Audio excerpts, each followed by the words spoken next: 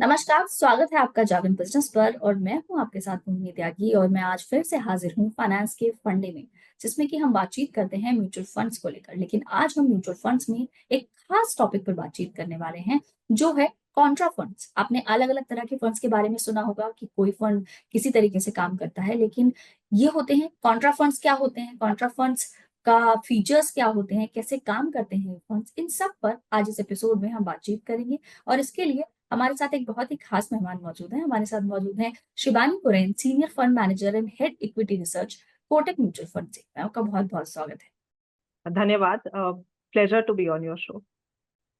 Pleasure is all ours ma'am. चलिए ma'am, शुरुआत यहीं से करते हैं कि होते क्या है कॉन्ट्रा फंड्स एक्चुअली। तो कॉन्ट्रा एक काफी इंटरेस्टिंग स्ट्रैटेजी है।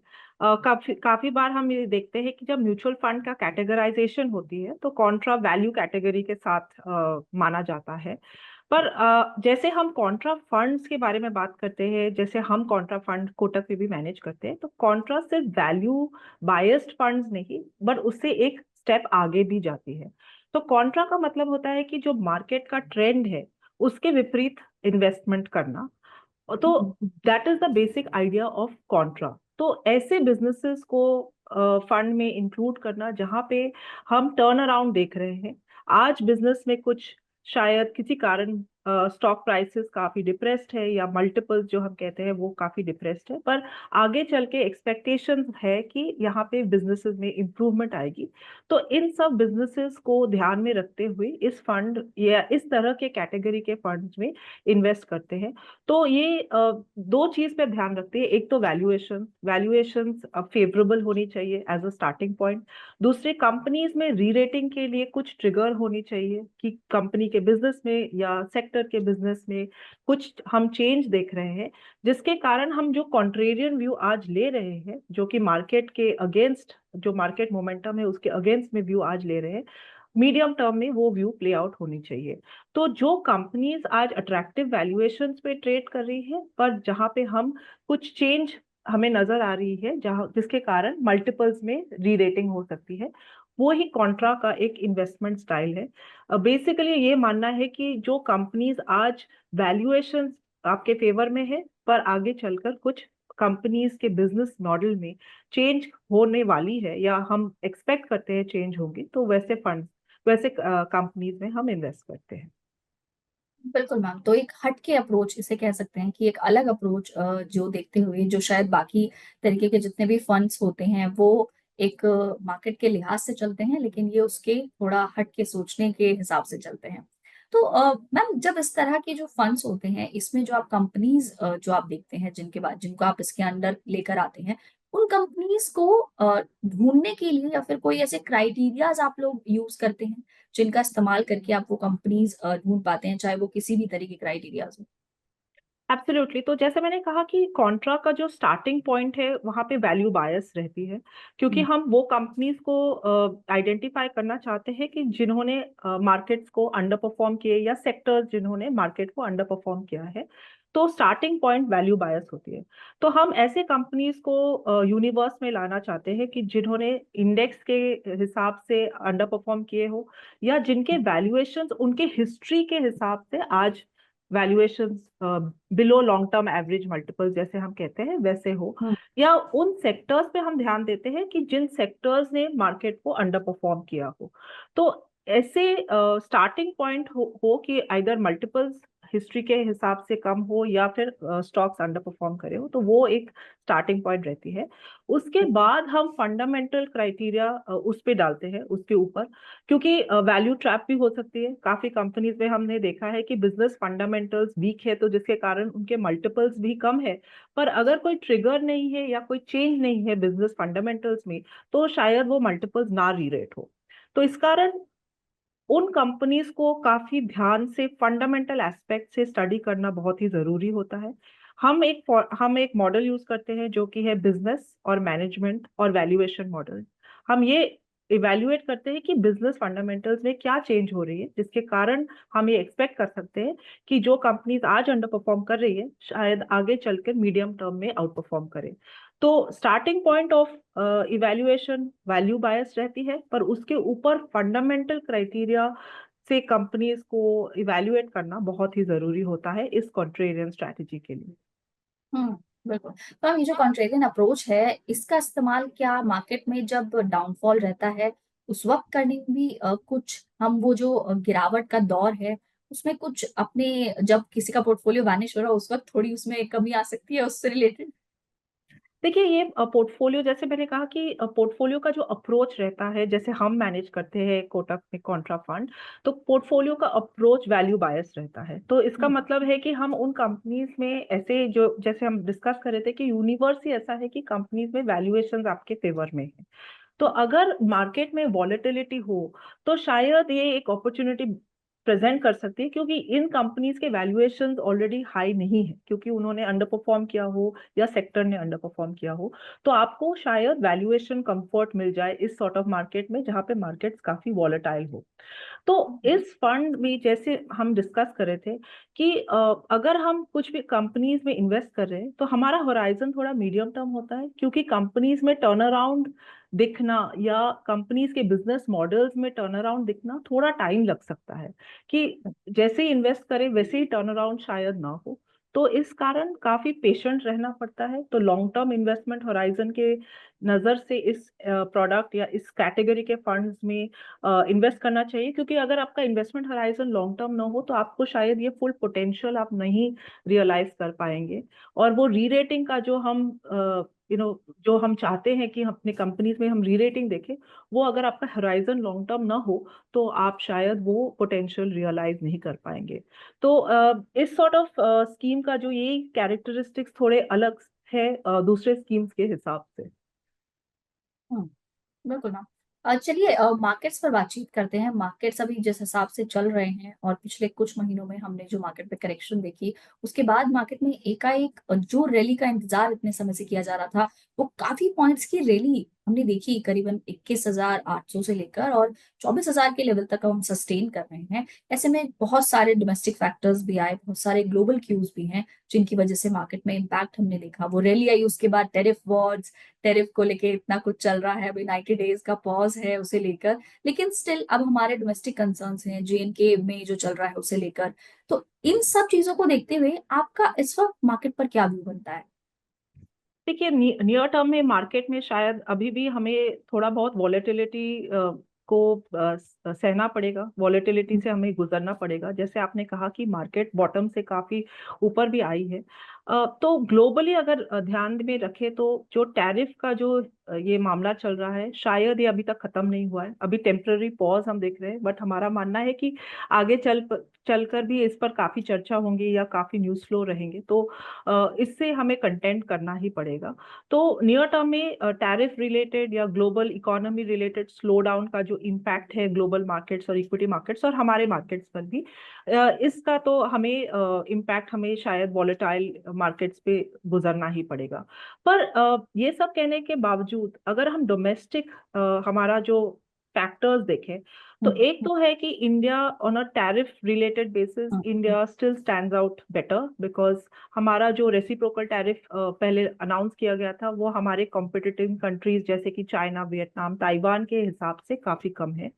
और तो उस हिसाब से इंडिया इज बेटर प्लेस। दूसरी बात है कि इंडिया का जो इकोनॉमी है वो प्रिडोमिनेंटली डोमेस्टिक है, यानी कि हम एक्सपोर्ट पे ज्यादा हमारा ज्यादा निर्भरता नहीं है। तो डोमेस्टिक इकोनॉमी में जो आजकल जो हाई फ्रीक्वेंसी डेटा हम देख रहे हैं वो काफी स्टेबल रहा है। कल आपने देखा ही होगा कि जीएसटी कलेक्शन भी काफी ऊपर थे। तो डोमेस्टिक इकोनॉमी ट्रेंड्स काफी स्टेबल है। तीसरी बात, ऑयल म्यूटेड है, ऑयल काफी नीचे आ गई है, $60-65 पर बैरल। ऑयल नीचे आना मींस हमारे मैक्रो पैरामीटर्स के लिए काफी पॉजिटिव है।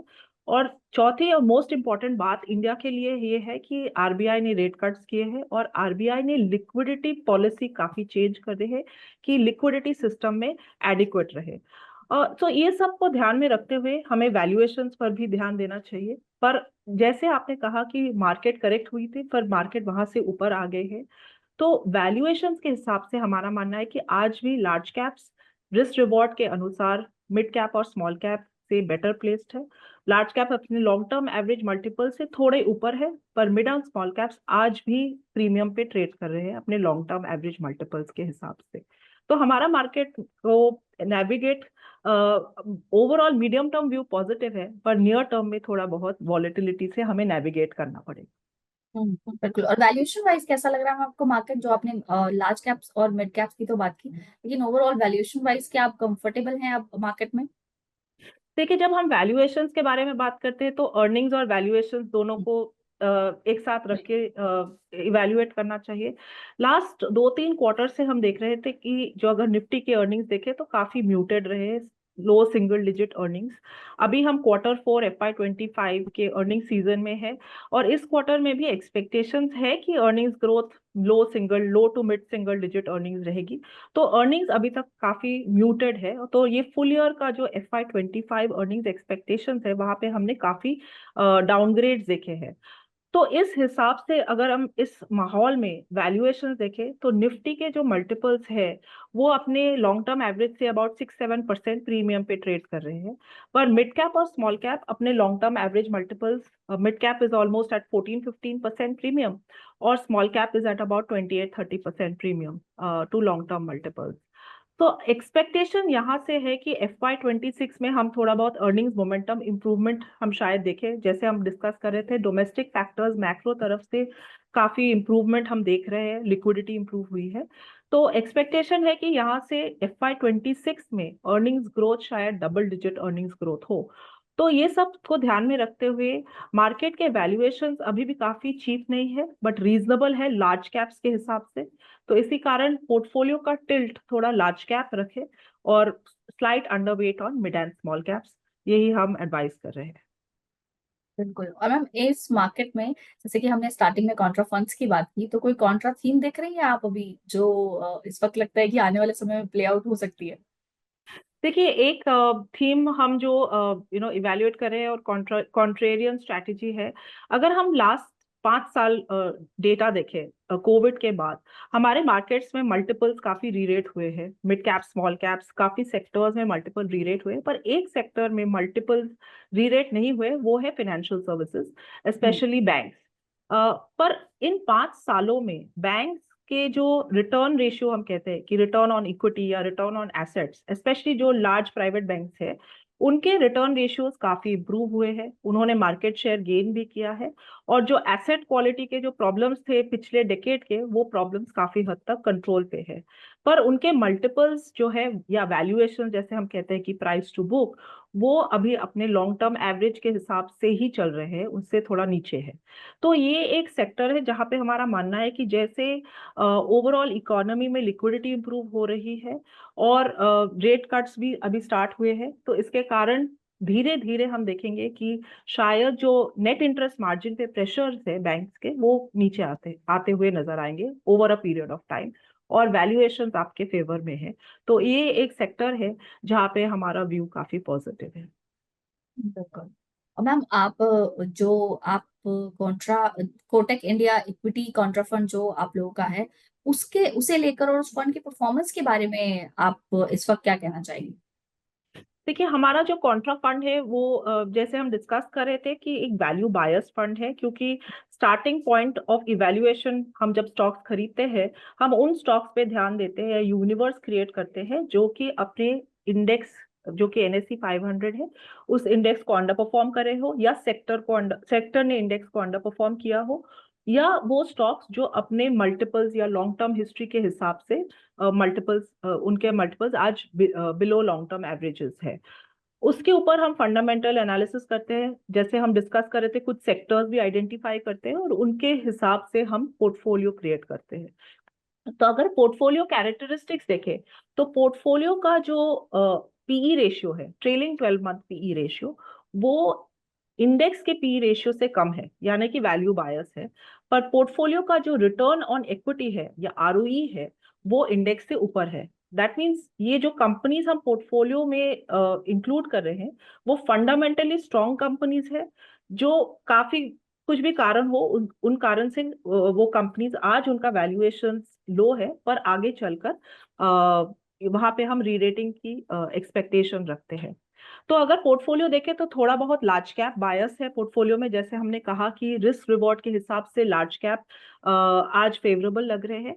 और सेक्टोरली अगर देखें तो जहाँ पे हमारा व्यू, जैसे कि banks, large private banks, consumer discretionary, जहाँ पे हमारा एक्सपेक्टेशन है कि आगे चलकर हम थोड़ा बहुत बेनिफिट देख सकते हैं, सीमेंट, पावर, ऐसे सेक्टर्स में हमारे पोर्टफोलियो में सेक्टोरली हम ओवरवेट है।